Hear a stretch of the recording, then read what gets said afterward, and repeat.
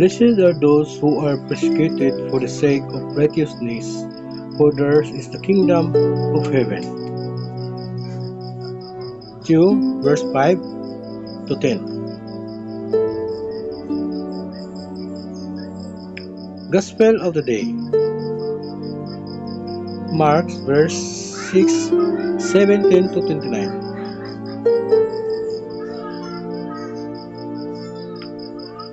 For Herod had sent and seized John, and bound him in prison for the sake of Herodias, his brother Philip's wife, because he had married her. For John said to Herod, "It is not lawful for you to have your brother's wife." And Herodias had a grudge against him, and wanted to kill him, but she could not. For Herod feared John, knowing that he was a righteous and holy man, and kept him safe. When he heard him, he was much perplexed, and yet he heard him gladly. But an opportunity came when Herod on his birthday gave a bouquet for his courtiers and officers and the leading men of Galilee. For when Herodias' daughter came and danced, she pleased Herod and his guests. And the king said to the girl, "Ask me for whatever you wish, and I will grant it." And he vowed to her, "Whatever you ask me, I will give you, even half of my kingdom." And she went out and said to her mother, "What shall I ask?" And he said, "The head of John the Baptizer."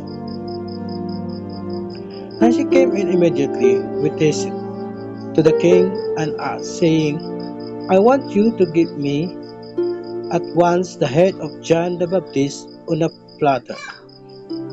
And the king was exceedingly sorry, but because of his oaths and his peace, he did not want to break his word to her.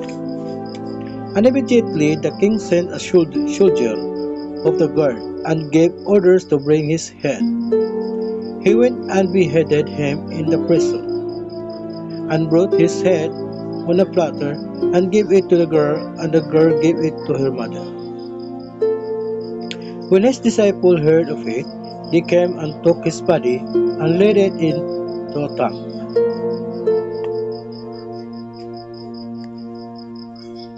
Reflection. Saint John the Baptist's suffering and death echo those of Jesus.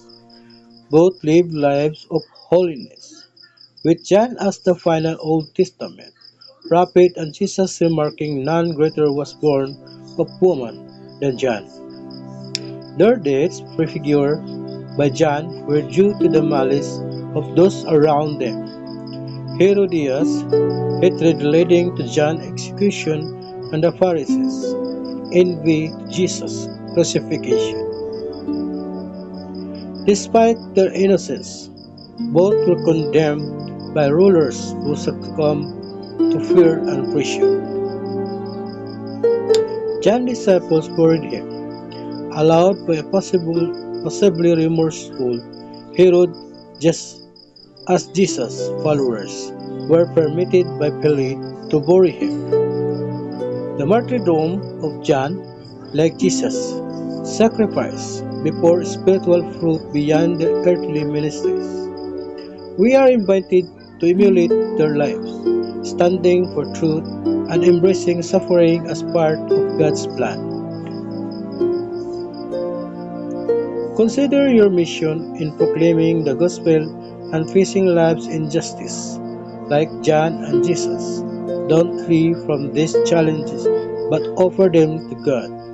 Your sacrifices united with their participate in the redemptive love of the Father's design.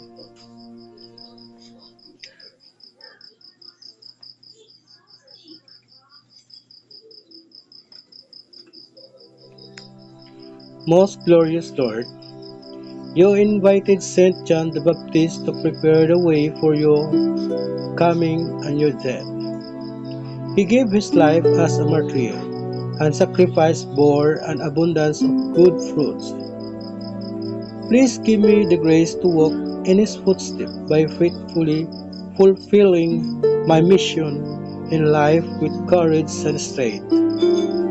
May I never waver in the face of injustice so that I can embrace it and make it my spiritual offering to you.